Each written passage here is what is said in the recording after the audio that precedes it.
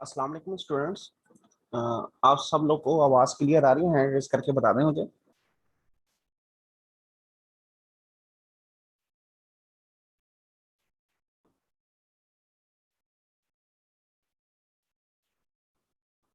Okay.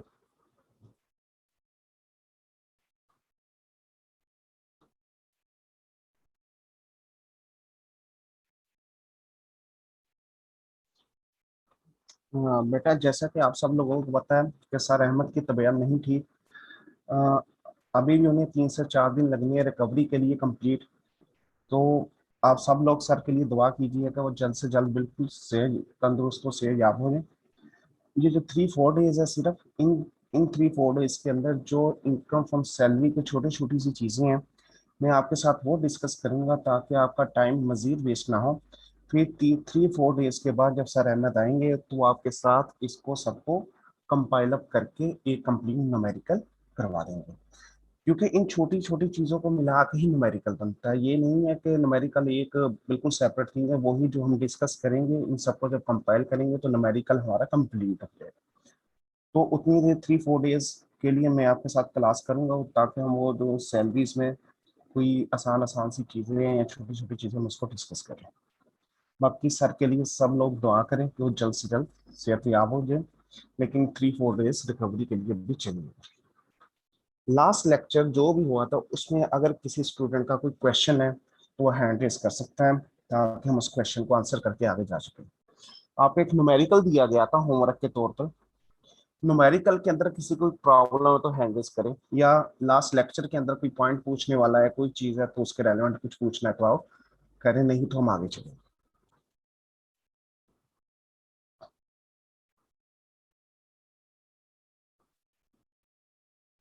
किसी भी student का कोई क्वेश्चन नहीं है? ओके। न्यूमेरिकल जो है फिर भी मैंने उसको सोल्व किया हुआ है, उसको एक दफा मैच टैली कर लेंगे। अगर किसी का डिफरेंस आता है किसी पॉइंट के ऊपर तो वो हैंड रेज करके क्वेश्चन पूछ सकेगा।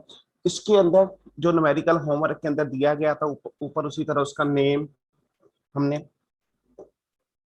Name, NTA number, tax year, calculation taxable income, taxability for the tax year, ये वो आपने हर न्यूमेरिकल से पहले जो उसकी इंफॉर्मेशन दी होगी उसको हमने इसी तरह शो करना ही करना है। उसकी सबसे पहले आएगी बेसिक सैलरी। बेसिक सैलरी के अंदर क्योंकि उसने कहा था 1 साल के बाद उसका इंक्रीमेंट लगना है, तो इंक्रीमेंट लगने के बाद बेसिक सैलरी होनी थी वो नेक्स्ट वो इंक्रीज हो रही थी।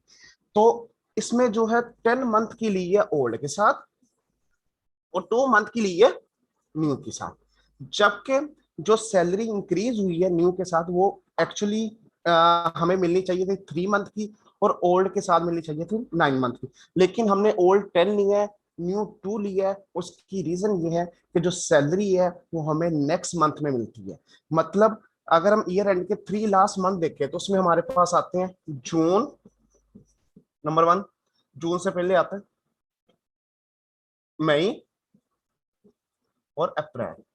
ये 3 मंथ थे जिसमें सैलरी इंक्रीज हुई थी। लेकिन क्योंकि सैलरी नेक्स्ट मंथ के अंदर हमें पे होती है तो अप्रैल की पे हुई होगी मई के अंदर, तो हमने उसको अपनी कैलकुलेशन में ले लिया। मई की पे हुई होगी जून के अंदर तो हमने उसको भी अपनी कैलकुलेशन में ले लिया। और जून की पे होनी है नेक्स्ट मंथ जुलाई के अंदर, वो हमारा रेलेवेंट टैक्स ईयर नहीं है, वो नेक्स्ट टैक्स ईयर में फॉल कर लेगा, इसलिए हमने उसको इग्नोर किया। और हमने जो इंक्रीमेंटल बेसिक सेलिंग इंक्रीज होके हमने इसलिए 2 मंथ ली और लास्ट की 10 मंथ ली, क्योंकि जो पिछले साल जून की सैलरी है वो इस टैक्स ईयर की जुलाई के अंदर हमें रिसीव होगी। उसके बाद बोनस दिया गया था, बोनस सारे का सारा टैक्सेबल है, उसी तरह ले लिया। कॉस्ट ऑफ लिविंग अलाउंस दिया गया था 7% ऑफ एमटीएस। तो हमने एमटीएस का वो था 5 लाख हमारे पास 1 मंथ का, उसको मल्टीप्लाई बाय 12 किया तो पूरे साल का एमटीएस आ गया। उसका 7% हमने कॉस्ट ऑफ लिविंग अलाउंस ले लिया। उसके बाद डे एंड अलाउंस था 9% of the basic salary. Basic salary हमने ये कैलकुलेट की थी 6.1 मिलियन। इसका हमने 9% लेके अपनी टैक्सेबल सैलरी इनकम में ऐड कर लिया। लीव इन कैशमेंट फी टैक्सेबल है, उसको भी हमने अपनी सैलरी इनकम में ऐड कर लिया क्योंकि प्राइवेट इंस्टीट्यूट है। इन सबको हमने सम किया तो ये हमारे पास आ गई टोटल इनकम, इसमें से ज़कात लेस करेंगे, जो क्वेश्चन के अंदर 10,000 दी गई थी, ज़कात लेस करने के बाद हमारे पास टैक्सेबल इनकम आ गई। फिर आगे कुछ हमारे डायरेक्ट एक्सपेंसेस, अलाउएबल एक्सपेंसेस जो हम टोटल इनकम से लेस कर सकते हैं, उसमें दो थे, एक था प्रॉफिट ऑन डेट और नंबर 2 था एजुकेशन फीस चिल्ड्रन की।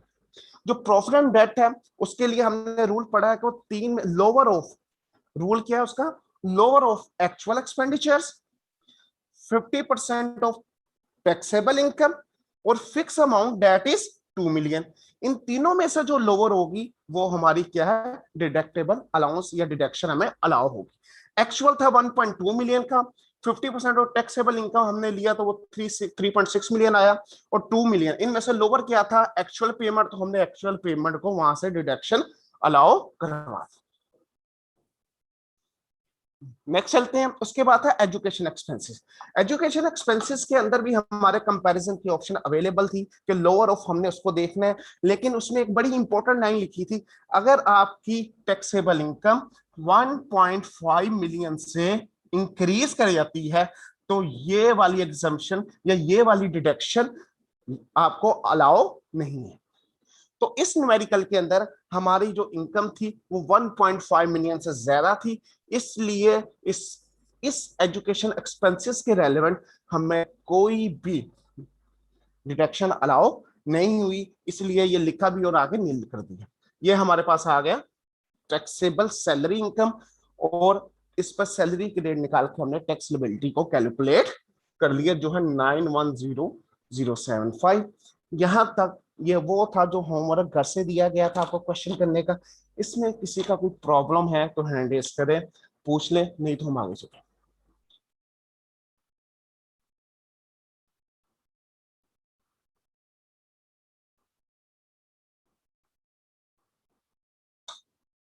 ओके,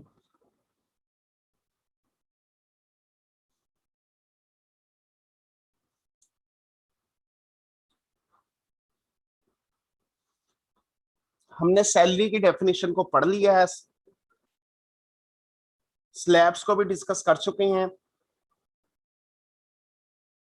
पर्पसेस भी डिस्कस हो गए, और प्रॉफिट इन लिeu ऑफ या इन एडिशन टू सैलरी ये भी डिस्कस हो सकते। ये जो टॉपिक्स है पर्पसेस या सैलरी या प्रॉफिट इन लिeu ऑफ या इन एडिशन टू सैलरी, इनमें अगर किसी ने पढ़ा है घर से और कोई क्वेश्चन है तो हैंड रेज करे, नहीं तो हम इधर से भी आगे चलेंगे। ये एक लास्ट पॉइंट है जो आपसे मैंने डिस्कस करना है।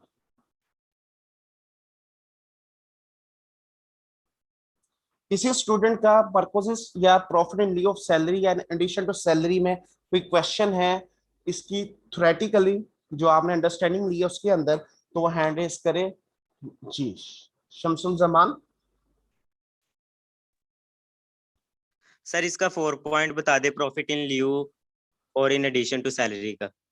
Any amount received from any fund, provident fund constituted by the employer to the extent to which the amount is no repayment of contribution by any employee to the fund।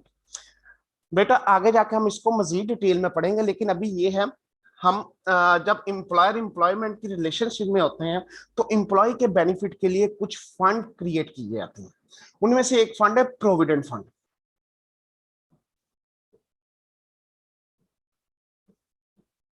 Provident fund, provident fund में होता क्या है, company एक fund create करती है जिसमें employ भी contribute करता है और एम्प्लॉयर भी कंट्रीब्यूट करता है। सिर्फ एक मतलब अगर एम्प्लॉय ने 10 रुपए कंट्रीब्यूट किए हैं तो एम्प्लॉयर भी 10 रुपए कंट्रीब्यूट करेगा हर साल, हर मंथ, जो भी है। नेक्स्ट हम इसको मजीद डिटेल में पढ़े, अभी सिर्फ कंसेप्ट। इसी तरह अगले साल या एक मंथ के बाद इसने 20 किया तो इसने भी 20 किया, ठीक है। ये दोनों अमाउंट मिला के मतलब इसने भी 30 रुपए किए और इसने भी 30 रुपए किए, इन दोनों को प्लस किया तो टोटल कितने हुए, 60 रुपीस उसने फंड में इन्वेस्ट कर दिया, ठीक है, जिसमें एम्प्लॉय का कंट्रीब्यूशन भी है और एम्प्लॉयर का कंट्रीब्यूशन भी। आप कुछ 4 5 6 साल के बाद वो एम्प्लॉय छोड़ के गया तो उसको इस फंड के पैसे मिले जो उन्होंने कंट्रीब्यूट करके इन्वेस्ट किए हुए थे। मे बी ये जो 60 रुपीज कंट्रीब्यूट किए थे इसके अंदर कोई इंटरेस्ट आया या प्रॉफिट्स ऐड होकर ये टोटल 80 रुपीज हो गया, ठीक है ना। वो ये कह रहा है ये जो टोटल 80 रुपीज इंप्लॉय को मिलेंगे, अब ये जो 80 रुपीज मिले हैं इसमें इंप्लॉय के अपने कंट्रीब्यूशन के पैसे भी है और इंप्लॉयर के कंट्रीब्यूशन के पैसे भी है, दोनों पैसे हैं। Yes sir. वो कह रहा है इसमें जो इंप्लॉयर का कंट्रीब्यूशन है ना, सिर्फ इंप्लॉयर का कंट्रीब्यूशन वाले पैसे और उसका प्रॉफिट, वो है salary in addition to salary, मतलब वो है profit in lieu of salary. मतलब अगर Yes. मैं कहूं बराबर बराबर 40 इंप्लॉयर का बनता है और 40 इंप्लॉय का बनता है, तो वो ये 40 रुपए जो इंप्लॉयर का कंट्रीब्यूशन ये है इन ल्यू ऑफ सैलरी। जो इंप्लॉय है, इंप्लॉय का तो ऑलरेडी हमने टैक्स कर चुके हैं। कैसे टैक्स किया है? क्योंकि हम उसकी सैलरी को टैक्स करते आ रहे हैं, उसने उसकी सैलरी में से पे किया हुआ ना पैसे। Yes, sir. मजीद डिटेल हम नेक्स्ट जाके पढ़ेंगे। इन शॉर्ट वो जो हमें टोटल फंड मिलता है उस फंड में से जो एम्प्लॉयर का हिस्सा है सिर्फ वो हमारा profit in लिeu of salary. Okay, sir. Thank you. और किसी स्टूडेंट का? जी सुहेब। अस्सलाम वालेकुम सर। वालेकुम अस्सलाम। जी सुहेब। सर ये पर्क्स में लिखा हुआ है कि हम एम्प्लॉयर जो है एम्प्लॉय की कोई भी ऑब्लिगेशन पे कर सकता है, फॉर एग्जांपल चिल्ड्रन फी। जी तो सर जब वो चिल्ड्रन फी पे करेगा तो वो उसकी इनकम में तो ऐड हो रहा है, तो वो एक्सपेंस क्लेम कर सकता है एम्प्लॉय? नहीं, जो एक्सपेंस की बात कर रहे हैं ना आप, डायरेक्ट डिडक्शंस वाली बात, ठीक है ना, जी डायरेक्ट डिडक्शन, वो जब एम्प्लॉय खुद पे करेगा, एम्प्लॉय खुद पे करेगा तो फिर उसको वहां से डिडक्शन का है जिसके अंदर वो आता है 5% of the tuition fees paid, ठीक है। जी नंबर सर। 2 आता है 25% ऑफ द वो टैक्सेबल सैलरी, और नंबर 3 फिर वो आता है फिर विच एवर इज लोअर, ये उसके अंदर वो अगर वो डेट में, ये तो परकोजिस्ट है।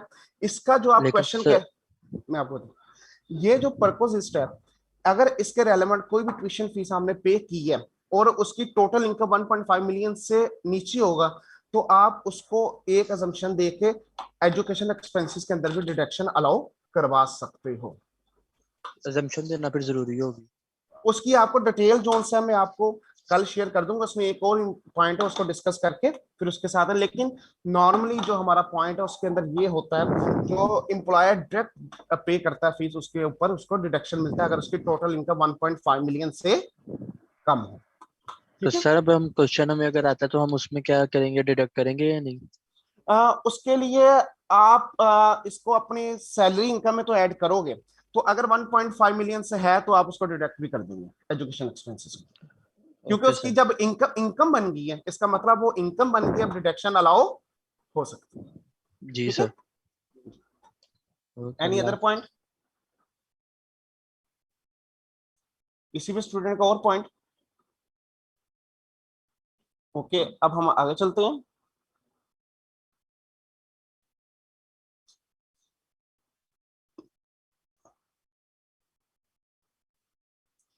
हमने परकोजिस्ट की बात की थी। जो परकोजिस्ट है वो वो बेनिफिट्स है जो इंप्लॉय को फ्री ऑफ कॉस्ट मिलते हैं। क्या मिलते हैं? फ्री ऑफ कॉस्ट इंप्लॉयर से।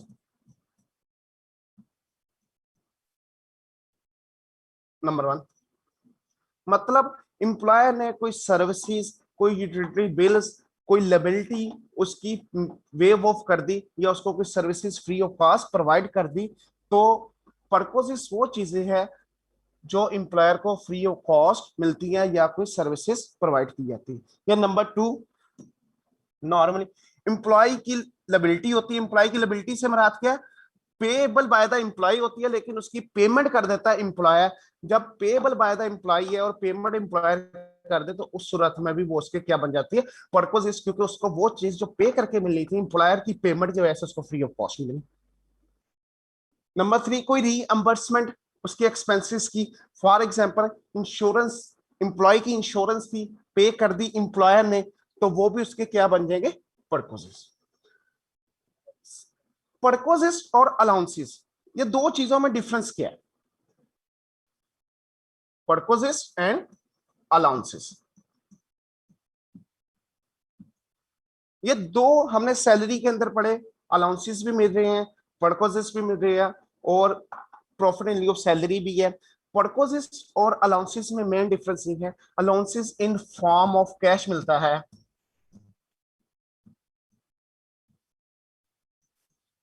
और ये फिक्स्ड होता है। फिक्स से मुराद हर मंथ या हर ईयर इक्वल एक अमाउंट फिक्स कर ली जाती है कि इतना अमाउंट एज अ अलाउंस आपको मिलेगा, तो हम उस फिक्स अमाउंट हर माह हमें इन द फॉर्म ऑफ कैश मिलता रहता है।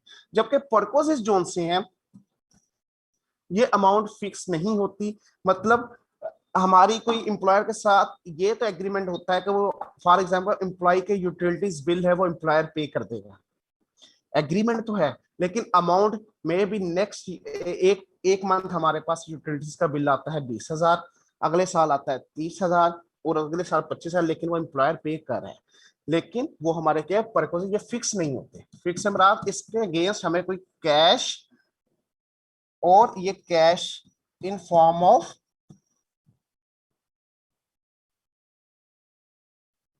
कैश नहीं होती। इन फॉर्म ऑफ कैश से मुराद क्या है कि हर साल या हर मंथ हमें कैश में पैसे नहीं दिए जाते, मतलब एक फिक्स अमाउंट नहीं, लेकिन कुछ एक्सपेंसिव अगर रीएम्बर्स किए जाए, रीएम्बर्स के अंदर तो कैश आ सकता है, उसका मतलब ये नहीं है इन फॉर्म ऑफ कैश के अगेंस्ट हो गया, ठीक है। वो तो हमारे जो एक्सपेंसेस है उस एक्सपेंसेस के अगेंस्ट हमें रीपेमेंट दे रहा है, तो वो हमारा बेनिफिट या परकोजिस बन जाएगा। अब हमने सैलरी की डेफिनेशन में पढ़ा कि परकोजिस जो भी होंगे वो हमारे क्या होगा, टैक्सेबल सैलरी का पार्ट होगा, मतलब सैलरी का पार्ट होगा। अब क्वेश्चन अराइज ये हुआ, अगर परकोजिस हमारे सैलरी में इनकम में ऐड होना है, इनकम फ्रॉम सैलरी की कैलकुलेशन के लिए ऐड करना है, तो हम इसको किस अमाउंट पर करेंगे, क्योंकि ये तो फ्री ऑफ कॉस्ट सर्विसेज है नंबर वन, कुछ इसमें फ्री ऑफ कॉस्ट सर्विसेज आती है, कुछ वो पेमेंट्स आती है जो एम्प्लॉय के बिहाफ पर एम्प्लॉयर कर देता है, तो वो पेमेंट जो एम्प्लॉय के बिहाफ पर एम्प्लॉयर कर देता है उसकी तो कैलकुलेशन बड़ी आसान है। फॉर एग्जांपल अगर एम्प्लॉय ने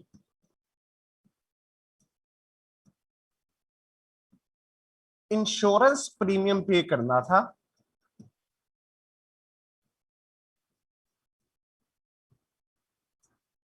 कितना, 50,000 का,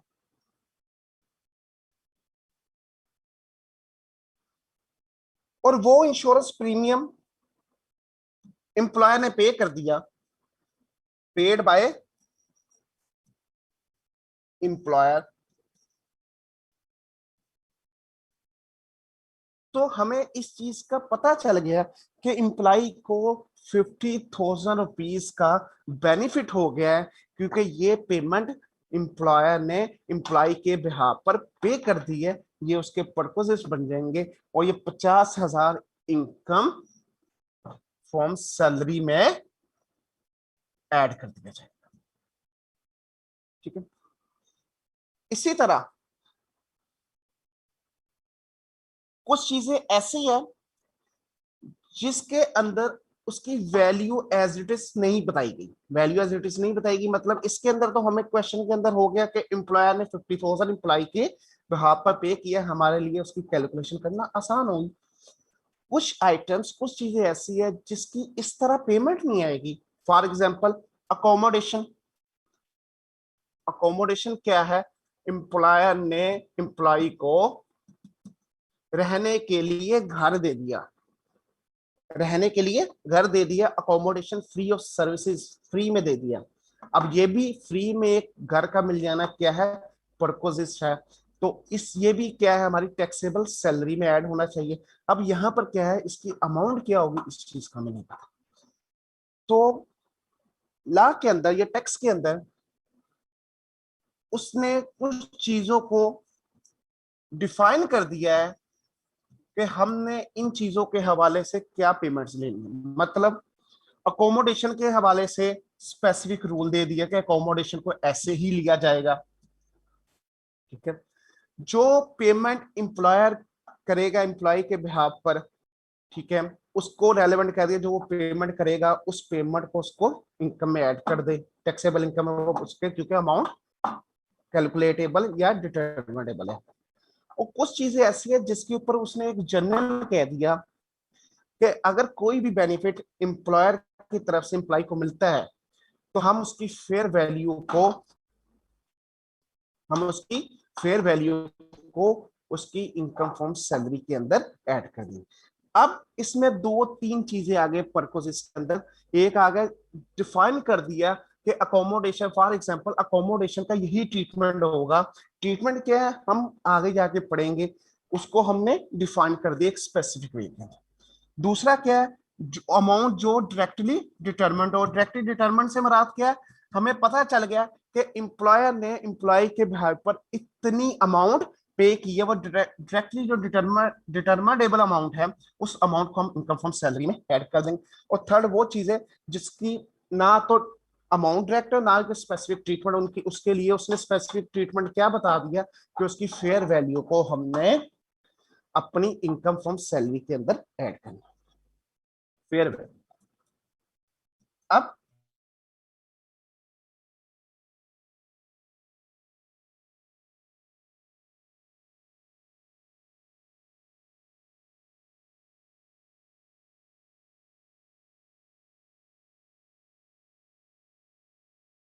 व्हीकल्स, उसको हमने किस तरह लेना है। यहां पर एक चीज और डिस्कस करने वाली वो ये है, हमने इधर पर्पस के अंदर या किसी भी चीज के अंदर कहा कि ये चीजें हमें एम्प्लॉयर की तरफ से फ्री ऑफ कॉस्ट मिलती है या उसके अगेंस्ट हमारी को लिबिलिटी पे होती है। ऐसा भी तो पॉसिबल हो सकता है कि एम्प्लॉयर ने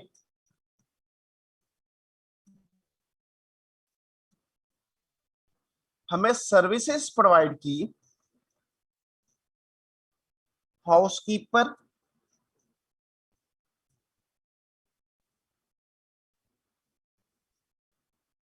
प्लस ड्राइवर की, हाउसकीपर प्लस ड्राइवर की एम्प्लॉयर ने सर्विसेज प्रोवाइड की, किसको, एम्प्लॉय को, एम्प्लॉय।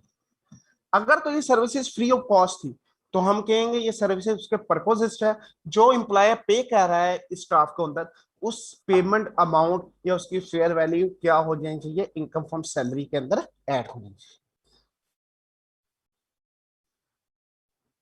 नंबर वन ये बात, अगर तो वो फ्री ऑफ कॉस्ट दे रहा है तो इनकम फ्रॉम सैलरी के अंदर ऐड हो। लेकिन अगर सर्विसेज प्रोवाइड कर रहा है एम्प्लॉयर एम्प्लॉय को और वो फ्री ऑफ कॉस्ट नहीं दे रहा, फ्री ऑफ कॉस्ट नहीं दे रहा, तो वो हमारे कभी भी पर्पसेस नहीं बनेंगे क्योंकि हम उसके अगेंस्ट पे कर रहे हैं, पे कर रहे हैं उसके अगेंस्ट। फ्री ऑफ कॉस्ट है तो पर्पसेस है। अगर फ्री ऑफ कॉस्ट नहीं है, हाँ सर्विसेज प्रोवाइड की है एम्प्लॉयर ने एम्प्लॉय को, लेकिन वो मेरी सैलरी में से इसके पैसे काट लेता है, तो इसका मतलब वो सर्विसेज मेरे लिए फ्री ऑफ कॉस्ट नहीं रही।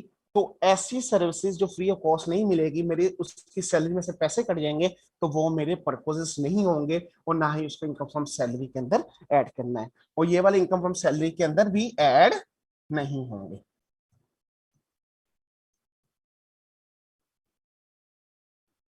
एक इसमें थर्ड ऑप्शन आता है, उसमें ये है कि एम्प्लॉयर ने मुझे ये दो चीजें प्रोवाइड की, उसने कहा इसको मैंने सैलरी जो एम्प्लॉयर हाउसकीपर और ड्राइवर को जो सैलरी देनी है वो सैलरी लेट मैंने देनी है 2 लाख रुपया एक साल का, अज्यूम 2 लाख रुपए पर एनम मैंने देनी है इन दोनों को सैलरी। एम्प्लॉयर कहता है कि इसमें से 50,000 तुम दे दो, 1.5 लाख मैं दे देता हूं। इसका मतलब इस 2 लाख टोटल सैलरी में से 50,000 जो उनकी सैलरी है वो मेरी सैलरी में से कट जाएगी, और बाकी जो 1,50,000 उसकी बन रही है वो एम्प्लॉयर पे कर देगा। अब ये वो सर्विसेज आ गई जो partially paid by the employee है और partially paid by the employer है।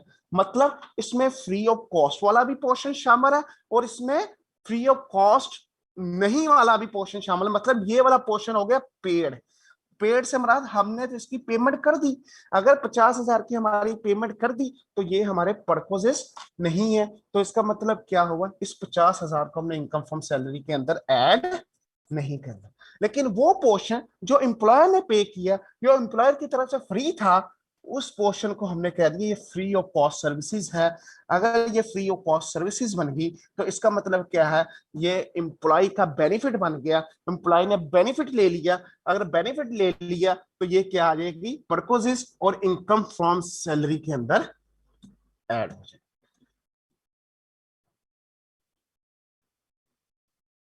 इस पॉइंट से, थर्ड पॉइंट से ये चीज हुई, अगर कोई एम्प्लॉयर एम्प्लॉय को कंसेशन के अंदर या कोई मार्केट वैल्यू से सस्ती चीज भी देगा तो उसके अंदर जो अमाउंट एम्प्लॉय पे कर देगा, मतलब अगर ये चीज अब अखज करने लगे हैं हम, अगर एम्प्लॉयर एम्प्लॉय को कोई भी चीज देता है,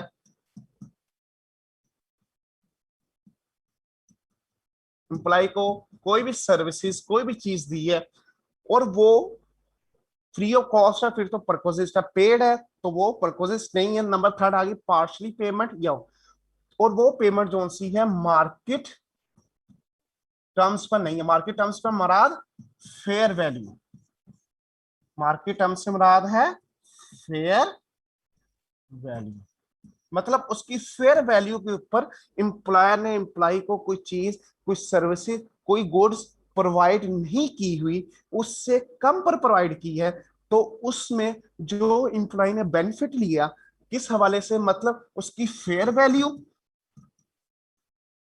और जो एम्प्लॉय ने उसके अगेंस्ट पेमेंट की, जो एम्प्लॉय ने पेमेंट की, इन दोनों का फर्क क्या होगा, एम्प्लॉय का बेनिफिट आ जाएगा। यहां से इन दोनों का फर्क, उस बेनिफिट को क्या कहेंगे, एम्प्लॉय ने एम्प्लॉयर से बेनिफिट ले लिया इन टर्म ऑफ उसकी फेयर वैल्यू से सस्ती चीज खरीद के। अगर वो फेयर वैल्यू के इक्वल है या फेयर वैल्यू से ज्यादा है तो उस सूरत में हमें कोई कैलकुलेट करने की जरूरत नहीं है, क्योंकि उसने वो एक जो सर्विसेज ली है वो क्या ली है, मार्केट टर्म्स के ऊपर ली है। तो इसका मतलब कोई भी पेमेंट, कोई भी लोन, कोई भी सर्विसेज, कोई भी बेनिफिट जिसके अगेंस्ट हम पेमेंट कर रहे हैं एम्प्लॉयर को, और अगर वो पेमेंट उसकी फेयर वैल्यू से कम है तो क्या करेंगे, जो बेनिफिट एम्प्लॉय ने एम्प्लॉयर से लिया है वो बेनिफिट जोन से है वो क्या बन जाएगा, इनकम फ्रॉम सैलरी में ऐड है, वो हमारी सैलरी बनती है। यहां तक किसी स्टूडेंट का क्वेश्चन, फिर हम नेक्स्ट इसको लेके चलते हैं, एक एक चीजों को एक्सप्लेन करते हैं। या अभी सिर्फ जनरल आपको दिया है परकोजिस किस तरह आते हैं, फ्री ऑफ कॉस्ट क्या है, पेड वाले क्या है, पे हो गए तो उसको हमने नहीं लेने, पार्शली पेड के अंदर क्या आ गई, कुछ अमाउंट हम पे कर रहे हैं कुछ एम्प्लॉयर पे कर रहे हैं, और नंबर थर्ड कोई भी चीज हम लेते हैं वो चीज अगर हम मार्केट वैल्यू या फेयर वैल्यू से कम पर लेते हैं तो उसको हम क्या करेंगे। जी सुहेब। सर रेंट, अगर रेंट पे हमने हाउस लिया है, एम्प्लॉय ने अगर एम्प्लॉयर से, जी जी तो उसे अगर कम फेयर मार्केट रेंट से कम वैल्यू पे लिया हुआ है जी तो वो जी बेनिफिट उसका ऐड होगा इनकम में। बिल्कुल इनकम है। अभी हम तो उसके ऊपर एक्सपेंस, उसके अंदर एक्सपेंस नहीं होगा, एक्सपेंस का नहीं वो हमने पढ़ा एक्सपेंस है। कितना, एम्प्लॉय एक्सपेंस कितना क्लेम करेगा? एम्प्लॉयर ने एक्सपेंस, अगर देखिए इसके अंदर आती है दो तीन चीजें, अगर तो उसने मार्केट रेट पर दिया है, देखें बात को समझिए। अभी ये मैंने रेंट की ना, नेक्स्ट अगर मैं आपको कोई इस क्वेश्चन को होल्ड कर लो, नेक्स्ट जब अकोमोडेशन का पॉइंट आएगा हम उधर इसको डिस्कस कर ले तो बेहतर नहीं, जी सर। क्योंकि अगर एम्प्लॉयर ने दिया है एम्प्लॉय को और एम्प्लॉयर एम्प्लॉय से पेमेंट दे रहा है, एक्सपेंस तो एम्प्लॉय का हुआ, एम्प्लॉयर, बात को समझे हो? जी सर। ये किसका एक्सपेंस हुआ, एम्प्लॉयर का, एम्प्लॉय का। एम्प्लॉय का। हाँ एम्प्लॉय का तो एक्सपेंस, एम्प्लॉय एम्प्लॉयर का तो हुआ नहीं, एम्प्लॉय का एक्सपेंस है। अगर एम्प्लॉय का एक्सपेंस है क्या एम्प्लॉय अपना एक्सपेंस, बेटा शोर बहुत आ रहा है आपका, एम्प्लॉय अपना एक्सपेंस डिडक्ट कर सकता है? स्वयं बताएं मुझे, एम्प्लॉय को तो एक्सपेंस अलाउ ही नहीं है इनकम फ्रॉम सैलरी के अंदर, बात पर समझे हो आप? स्वयं अनम्यूट करिए बेटा। जी सर। ठीक है, बाकी जब उधर हम अकोमोडेशन में जाएंगे आप पॉइंट पूछिएगा, जितने भी केस हम उसको डिस्कस करेंगे। जी सर। यहां तक किसी और स्टूडेंट का कोई क्वेश्चन जो हमने डिस्कस किया अभी तक? हमने एक बेसिक जनरल डिस्कशन किया जिसके अंदर हमने पर्पसेस के हवाले से उस चीजों को डिफाइन किया। जी मोहम्मद यासीन। सर अलाउंसेस और परक्विजिट्स का दोबारा डिफरेंस बेटा बता दो। आपकी आवाज बहुत कट रही है जी, अब दोबारा बताएं मोमना, सर आपकी आवाज। अलाउंसेस और परक्विजिट्स में डिफरेंस। अच्छा बेटा, जो अलाउंसेस है, अलाउंसेस हमारी एक फिक्स अमाउंट होती है, ठीक है, फिक्स अमाउंट होती है जो एम्प्लॉय को हर मंथ पे करता है। मतलब अब अलाउंसेस की मैं बात करूं, और ये इन फॉर्म ऑफ कैश होता है। अब परकोजिस और अलाउंसेस में एक एग्जांपल देता हूं। मैं अकोमोडेशन की बात करता हूं, ठीक है। एम्प्लॉयर ने एम्प्लॉय को दिया 10,000 रुपया, कहता मैं हर साल आपको ये हर मंथ 10,000 दूंगा, ये मुझसे अकोमोडेशन का अलाउंस ले लो और खुद जाके मकान ढूंढ लो, खुद जाके मकान ढूंढ लो, ये जहां मर्जी रह लो, मुझे नहीं, मुझसे 10,000 अलाउंस ले लेना, हर महीने 10,000 इन द फॉर्म ऑफ कैश ले लेना। ये है अलाउंस। बात क्लियर? अब इसी को परकोजिस में लेके जाऊं। एम्प्लॉयर ने क्या किया, एम्प्लॉय को घर दे दिया। एम्प्लॉयर के पास अपना घर था, कंपनी का घर था। एम्प्लॉयर ने, जिस तरह हम कहते हैं ना, गवर्नमेंट ने क्वार्टर दे दिया, कंपनी ने क्वार्टर दे दिया, एम्प्लॉयर ने एम्प्लॉय को कहा यहां रह लो, और उसने कोई कैश नहीं दिया, उसने वो सर्विसेज प्रोवाइड कर दी। That is purpose. क्लियर होगी? Yes sir. तो सर जो इंश्योरेंस पे करते हैं वो भी तो हमारे पास इन कैश ही होता है, उसका क्यों इनको फिर मैं बताता हूँ। इंश्योरेंस पे देखिए, इंश्योरेंस लिबिलिटी किसकी है? मेरी, एम्प्लॉय एम्प्लॉय एम्प्लॉय। वो पे किसने कर दी? एम्प्लॉय एम्प्लॉयर ने। जब एम्प्लॉयर ने पे हमें नहीं की, एक किस्म की उन्होंने पे किसको की है? डायरेक्ट कंपनी को। ऐसे ही है, मतलब उसने पे कर दी इंश्योरेंस कंपनी को। एक किस्म की वो जो इंश्योरेंस जो मैंने पे करके लेनी थी, एम्प्लॉयर की पेमेंट की वजह से मेरे लिए फ्री ऑफ कॉस्ट नहीं बन गई। बात समझ लगी? ये मैंने जी उस वक्त कहा था, ये इन फॉर्म ऑफ कैश से मुराद ये नहीं है कैश में पे नहीं हो सकती। ये इन फॉर्म ऑफ कैश से मुराद वो लिबिलिटी जो पेमेंट मैंने करनी थी, लेकिन पेमेंट कर दी एम्प्लॉयर ने, बेशक कैश में की है, मेरे लिए तो वो फ्री बन गई या नहीं? ठीक है, okay thank you sir. Okay. जी रेहान शेख, जी रेहान बेटा 423।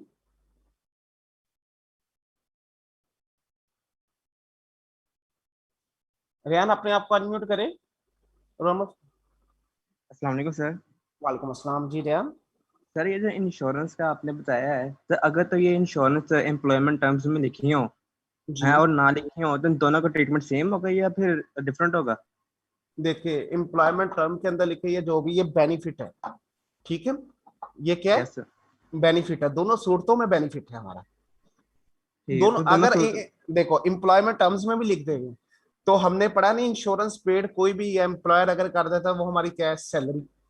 टर्म्स में नहीं भी होगा, नहीं, हाँ कुछ जगह पर आएंगे जिसमें हम in accordance with the term of the employment के अंदर हमारी कुछ जो होंगे ना पर्पसेस या कुछ अलाउंसेस, उस अलाउंसेस को सारे का सारा हम टैक्सेबल इनकम में ऐड नहीं करेंगे, उसके अंदर कुछ ना कुछ हमें एग्जम्पशन मिलेगी, नेक्स्ट डिस्कस करेंगे हम।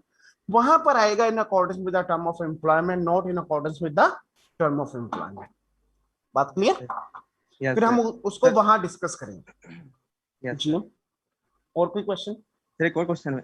यस जी सर। जी, सर पूछे पूछे। अगर जो सर जो ड्राइवर या हाउसकीपर की सर्विस दे रहा है एम्प्लॉयर एम्प्लॉय को, सर जी अगर फेयर मार्केट रेंट उसका डिफरेंट है जो एम्प्लॉयर एक्चुअल में पे कर रहा है, तो हम हम्म। कितना बेनिफिट ऐड करेंगे सैलरी में, फेयर मार्केट हाँ, रेंट का या फिर जितना नहीं नहीं एम्प्लॉयर नहीं पे कर रहा है? नहीं, जो एम्प्लॉयर पे कर रहा है, जो एम्प्लॉयर पे कर रहा है। अब ऐसा पॉसिबल हो नहीं सकता, एम्प्लॉयर ने इंडिपेंडेंट पर्सन को रखा हुआ है और फेयर मार्केट रेंट, या एक as a driver, for example मैं ड्राइवर, मैं किसी के पास जॉब कर रहा हूँ तो मैंने वही रेंट देना है जो मार्केट के अंदर चल रहा है, मैं वही सैलरी लूंगा एम्प्लॉयर की। हम्म। बात सही है क्लियर सर। होगी? Yes sir. जी हाँ, अगर कोई ऐसे बेनिफिट, कोई ऐसी सर्विसेज है जिसके अगेंस्ट पेमेंट नहीं है, जिसके अगेंस्ट पेमेंट की कोई पेमेंट। बात नहीं की गई है, उस सूरत हम उसकी फेयर वैल्यू ले रहे हैं। ठीक है, ठीक यहां है, पर जहां थैंक। पर एम्प्लॉयर पे कर रहा है ना, वो पेमेंट ही उसकी क्या है? Fair value. बात क्लियर? Yes sir. ओके।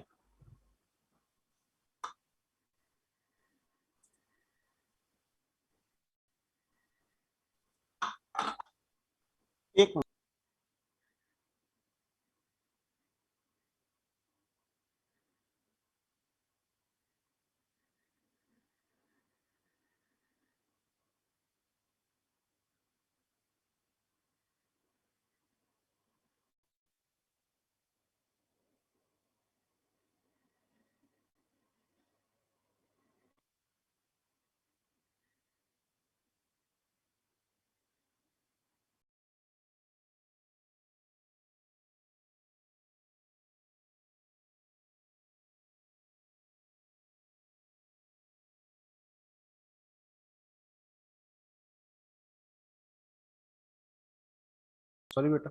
अब हम चलते हैं पर्कोसिस की कैलकुलेशन के अंदर जो हमारी बुक नोट्स के अंदर दी है। अब सबसे पहले है perquisites allowance and benefit. The term perquisites refer to non cash benefits provided by the employer to the employee in the content premium related to determination of the value of purchases. The said premium describe the method for determination of the value of the purchases in the following terms.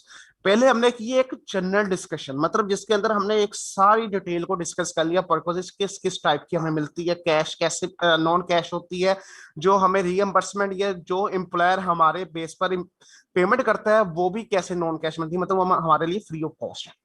Services of the domestic servant, जो domestic servant हमें दिया जाता है, the total amount of salary paid by the employer to the domestic servant of the employee, housekeeper, driver, garden और any other domestic servant, कोई भी servant, कोई भी पर्सन जो हमें एम्प्लॉयर ने दिया है हम हमारी हेल्प के लिए और उसको सैलरी पे कर रहा है एम्प्लॉयर, तो वो salary shall be included in the salary income of the employee for the tax year in which services are render.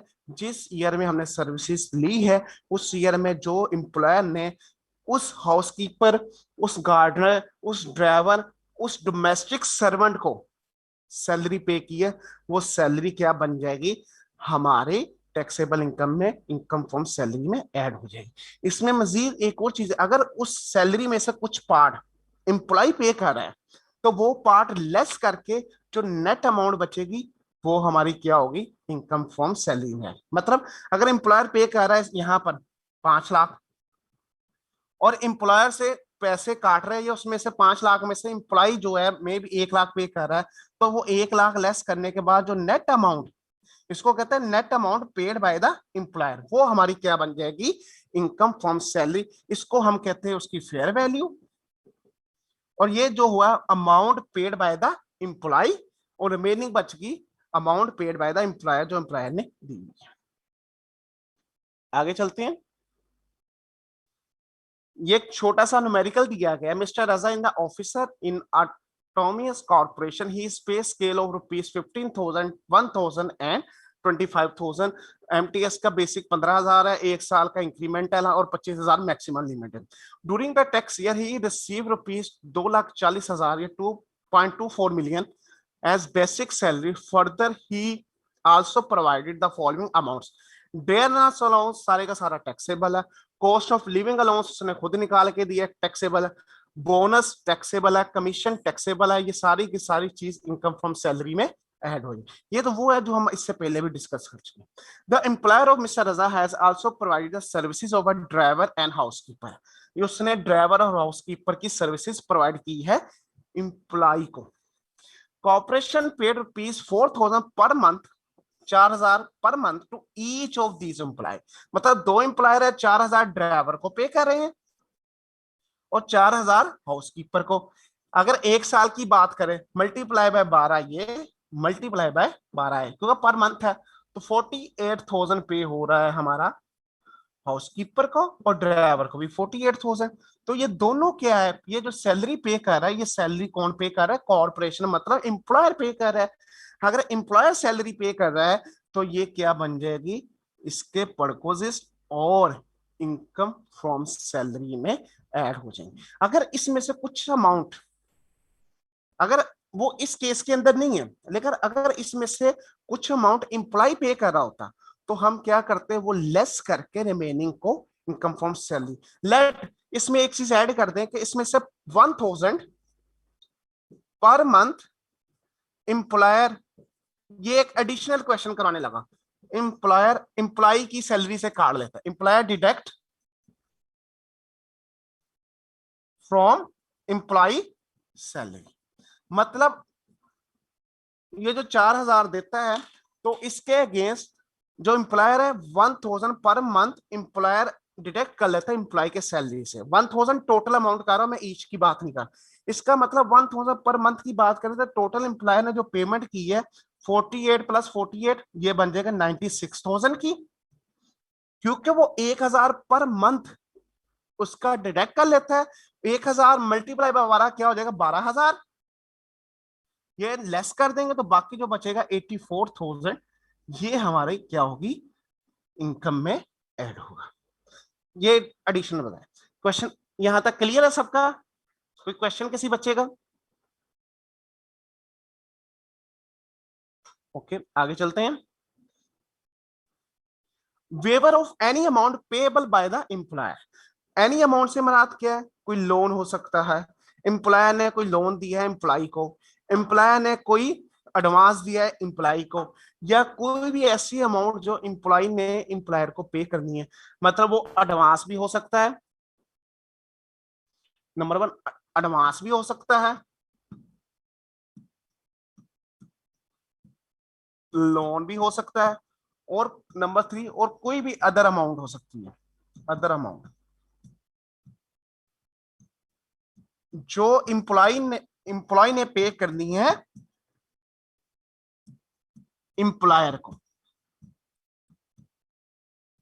और अगर वो पेमेंट मैं कहता हूं 1 लाख रुपया था और 1 लाख रुपया एम्प्लॉय ने पे करना था एम्प्लॉयर को, लेकिन एम्प्लॉयर ने क्या किया, उसको वेव ऑफ कर दिया, मुआफ कर दिया, उसको कह दिया रहने दो देने को।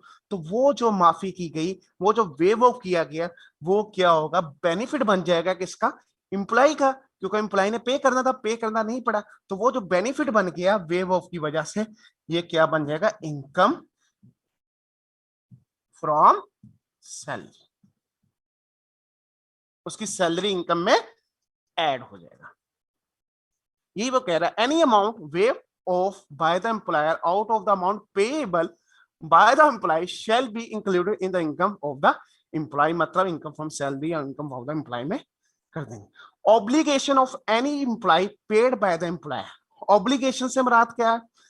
फॉर एग्जाम्पल 2-3 दफा डिस्कस हुआ, इंश्योरेंस प्रीमियम ऑब्लिगेशन किसकी पे करने की, एम्प्लॉय की। बच्चों की फीस किसकी ऑब्लिगेशन पे करने की, एम्प्लॉय की। कोई यूटिलिटी से कुछ भी चीज, तो क्या हुआ, वो जो ऑब्लिगेशन थी वो ऑब्लिगेशन पे किसने कर दी, एम्प्लॉयर ने। जब obligation paid by the employer होगी, जॉब के पेमेंट होनी किससे चाहिए थी, एम्प्लॉय से। तो वो जो एम्प्लॉयर ने पेमेंट की, वो पेमेंट क्या होगी, एम्प्लॉय का बेनिफिट हो गया, और वो बेनिफिट क्या आ जाएगी, उसकी income from the salary income के अंदर ऐड कर दिया जाएगा। उसी तरह ट्रांसफर ऑफ प्रॉपर्टी और provision of services to the employee. Transfer of property से मुराद क्या है, एम्प्लॉयर कोई भी अपनी प्रॉपर्टी, कार हो सकता है, घर हो सकता है, कोई फर्नीचर हो सकता है, या कोई भी आपका एसेट हो सकता है जो एम्प्लॉयर एम्प्लॉय को दे दे। मतलब कोई भी एसेट, एनी एसेट, प्रॉपर्टी से मुराद एनी एसेट। एनी एसेट में क्या आ सकता है, व्हीकल भी आ सकती है, नंबर 1, हाउस भी आ सकता है, नंबर 3 फर्नीचर भी आ सकता है, नंबर 4 और एनी अदर सर्विसेज या एनी अदर थिंग भी आ सकती है, अदर थिंग्स।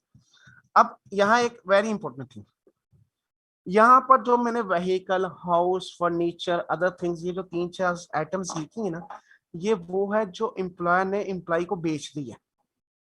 एक देखिए, जो इससे पहले हमने पर्कोसिस के हवाले से डिस्कस किया था, व्हीकल, हाउस या कोई भी चीज पर्कोसिस के अंदर, ये वो चीजें थी जो एम्प्लॉयर ने एम्प्लॉय को यूज करने के लिए दी है। हम उसको कहते थे ये यूज करके बेनिफिट कमा रहे हैं, ठीक है ना। बेनिफिट 2 तरह आता है, एक आता है यूजिंग से, मतलब चीजें प्रोवाइड की है यूज करने के लिए, तो वो यूज करने से हमारा बेनिफिट हो रहा है क्योंकि चीजों को फ्री ऑफ कॉस्ट यूज कर, तो ये भी हमारी इनकम फ्रॉम सैलरी है, ठीक है। एक चीज है हम एम्प्लॉयर से वही चीज खरीद रहे हैं, परचेज कर रहे हैं, ठीक है।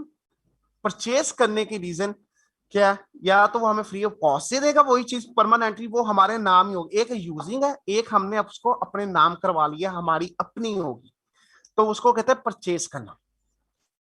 परचेज भी 2 तरह हो सकता है, परचेज के अंदर में भी हम कोई अमाउंट पे ना करें और में भी हम अमाउंट पे करें। तो ये जो अब डिस्कशन कर रहे हैं, ये डिस्कशन कर रहे हैं परचेज के रेलेवेंट, कि हमने कोई एसेट, कंपनी ने कोई भी अपनी प्रॉपर्टी एम्प्लॉयर ने एम्प्लॉय को दी है। अब वो 2 प्रॉपर्टी जो भी एम्प्लॉयर एम्प्लॉय को देगा, तो उसके अगेंस्ट कुछ ना कुछ वो अपना कैश लेगा, या may be free of cost दे दे, ठीक है।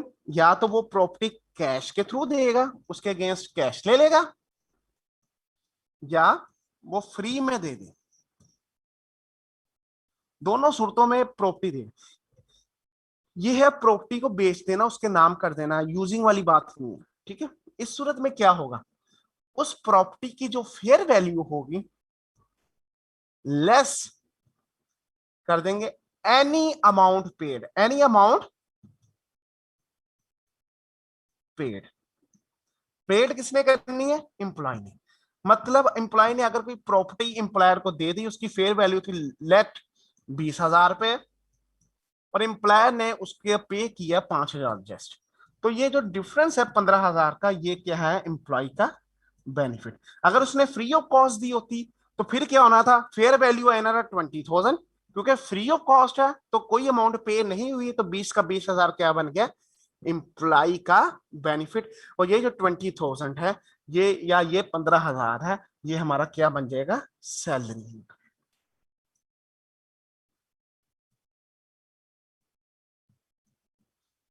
बात क्लियर। ये वो एसेट्स जो कंपनी ने अपने एम्प्लॉय को दे दिए, बेच दिए, ये वो एसेट्स की बात करें, ठीक है, जो यूज करने के लिए दिए लेकिन वो परमानेंटली नहीं दिए। जिस तरह मैंने बात की अकोमोडेशन की, ये नेक्स्ट जाके हम करेंगे उसको कैसे ट्रीट करना है, ठीक है। इसके where any employer transfer, transfer का मतलब दे दी परमानेंटली हिज प्रॉपर्टी और provide services to the employee, the amount calculated as below shall be included in the income of the employee, fair market value of the property, ठीक है, less payment made by the employer if any। अगर payment कोई होगी वो less कर देंगे, जो remaining amount बचेगी वो सैलरी में ऐड हो जाएगी। Any other purposes the amount calculated as below shall be included in the income of the employee, उसमें क्या fair value of the purposes कर लेंगे और लेस कर देंगे payment made by the employee if any, amount to be included in the salary income, जो उसकी net बच जाएगी वो आ जाएगी। और लास्ट जो पर्पस इसके अंदर आज थोड़ा सा हम डिस्कशन करेंगे वो आएगा हमारे utilities to the employees, where employer has provided any facilities to his employee in the form of utilities. Utilities से मुराद क्या, बिजली का बिल, गैस का बिल, पीडीसीएल का बिल, इलेक्ट्रिसिटी बिल, वो बिल जो एम्प्लॉय को आना था वो एम्प्लॉयर ने खुद पे कर दिया, ठीक है। Salary income shall be determine fair market value of the utilities provided, जो उसकी फेयर मार्केट वैल्यू मतलब उस नंबर में, ये फेयर मार्केट वैल्यू या तो बिल से पता चल जाएगी, अगर बिल नहीं कैलकुलेट किया है तो उसकी मार्केट वैल्यू देख लें, less any amount paid by the employer for the utilities. और अगर एम्प्लॉय ने कोई पेमेंट एम्प्लॉयर को पे की हुई है तो वो इसमें से लेस कर देंगे, जो रिमेनिंग अमाउंट है वो इनकम फ्रॉम सैलरी में ऐड हो जाएगी। उसने आगे डिफाइन किया यूटिलिटीज क्या है, गैस, वाटर, टेलीफोन, इलेक्ट्रिसिटी।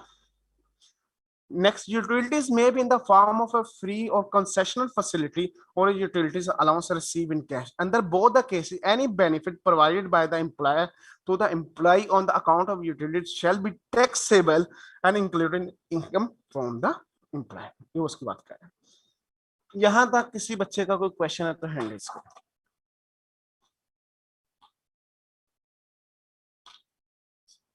जी एजाज।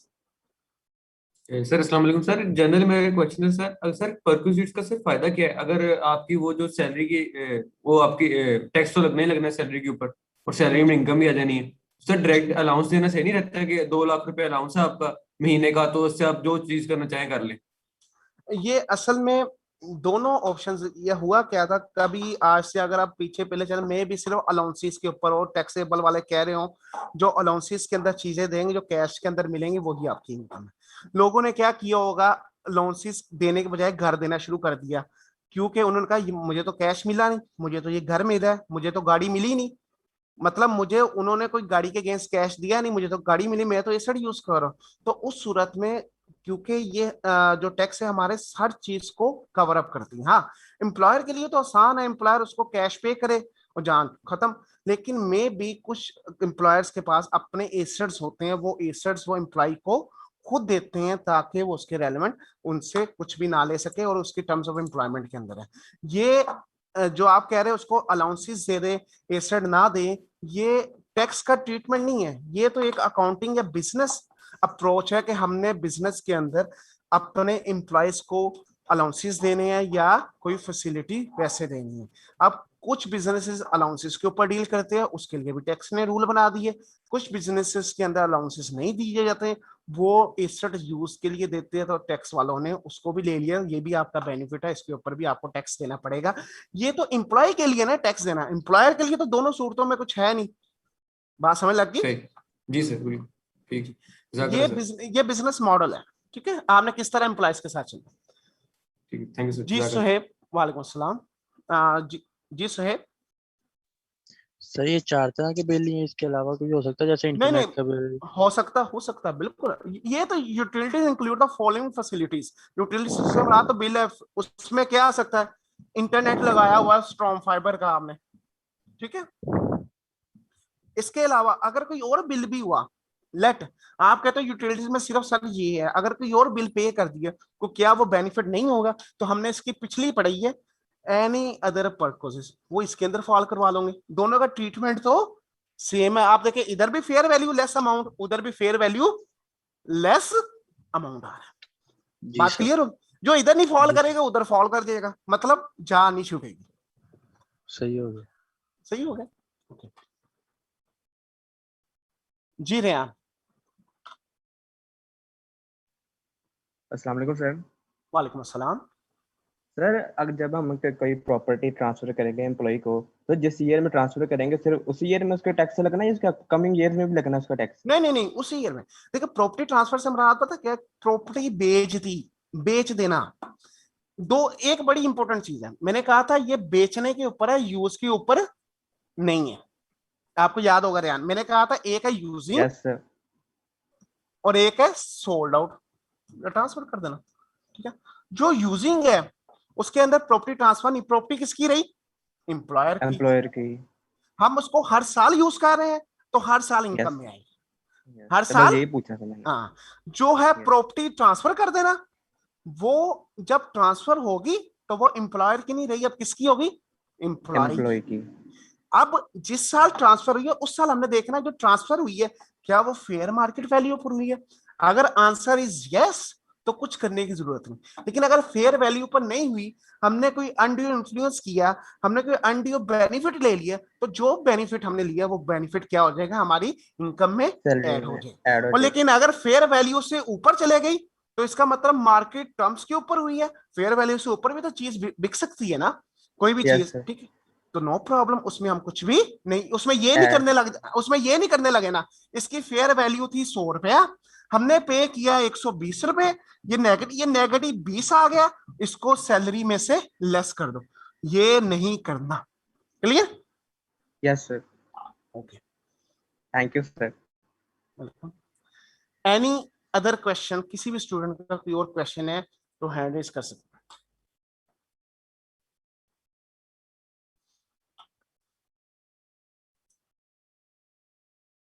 कल हम इंशाल्लाह इससे आगे चलेंगे।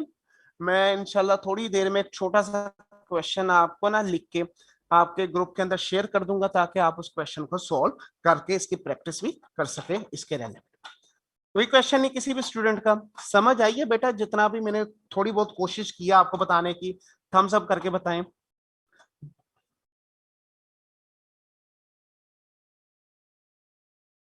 ओके, थैंक यू बेटा। किसी स्टूडेंट का कोई क्वेश्चन? जी तलहा। सर अगर हम वैसे ही उसने फेयर वैल्यू के अलावा वैसे भी कोई मतलब फेवर दे के हमें प्रॉपर्टी कम पैसों में सोल्ड कर दी है, तो वो क्यों हम टैक्स में लेंगे, सैलरी में लेंगे? वो इसलिए लेंगे क्योंकि हमने एम्प्लॉयर को जो उसके मार्केट रेट थे, मार्केट रेट से कम रेट पर देने के बाद हमने अनड्यू इन्फ्लुएंस किया है, हमने अनड्यू बेनिफिट लिया एम्प्लॉयर से। वरना एक प्रॉपर्टी जिसकी वैल्यू 1 लाख है, एम्प्लॉयर हमें 50,000 में दे रहा है, क्यों दे रहा है? इसका मतलब हमने अपनी एम्प्लॉयमेंट की वजह से उसने हमें बेनिफिट दिया, इसलिए टैक्स वाले उसको कहते हैं ये बेनिफिट नहीं, आपको ये बेनिफिट जो आपका सैलरी में ऐड होगा। हाँ, अगर वो एक ना मार्केट टर्म्स के ऊपर होता है, मार्केट टर्म्स के ऊपर होता है, फिर तो कोई मसला नहीं था। सर लेकिन अगर देखें अगर 1 लाख की भी है वो हमें सिर्फ एम्प्लॉय होने की वजह से या जानने की वजह से सिर्फ 90,000 में दे देता है, तो वो जो 10,000 का गैप आएगा वो भी सैलरी में आएगा। 1000 का गैप आ गया, 500 का भी गैप आ गया, आप तो 10,000 की बात, वो भी सैलरी में आएगा क्योंकि एम्प्लॉयर से लिया हमने। ठीक है, ये लॉ ने लिख दिया। बेशक 10 रुपए का आ गया ना क्वेश्चन के अंदर, आपने कहना है अब 10 रुपए भी हमने क्वेश्चन के लिए पेपर के पॉइंट ऑफ व्यू से टैक्स के लिए लेने पड़ेंगे क्योंकि फेयर वैल्यू से कम। ठीक हो गया? Okay sir, thank you. Welcome. Okay बेटा, आज के लिए इतना ही। सर अहमद के लिए बेटा आप दुआ कीजिएगा कि वो जल्द से जल्द सेहतयाब हो जाए। अल्हम्दुलिल्लाह पहले से बहुत ज़्यादा बेहतर है सर। 3-4 डेज इंशाल्लाह और लगेंगे, सर बिल्कुल ठीक हो जाएंगे। फिर आपके साथ वो क्लास भी कैरी ऑन करेंगे। उतनी देर तक आप सर को दुआओं में याद रखिएगा। अल्लाह हाफिज़।